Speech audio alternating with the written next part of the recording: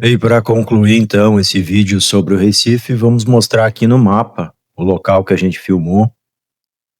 O drone partiu aqui dessa região central da cidade, onde nasceu o Recife no século XVI, 1530 mais ou menos,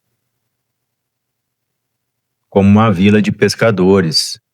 Aqui nós temos o porto da cidade, e aqui vários órgãos públicos, a Praça do Marco Zero, que é um lugar emblemático. E aí filmamos a Ilha de Antônio Vaz também aqui.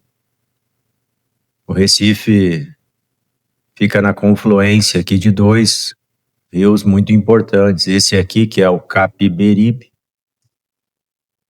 e aqui de cima vem o Beberibe. Eles se encontram aqui nessa região e desaguam no Oceano Atlântico. Aqui nós temos o Parque de Esculturas do Francisco Brenan, e filmamos toda essa região também a partir aqui do Parque 13 de Maio. Recife é uma das capitais mais bonitas do Brasil. Ela é muito grande. A gente filmou aqui a parte realmente mais histórica. Grande abraço, até uma próxima oportunidade.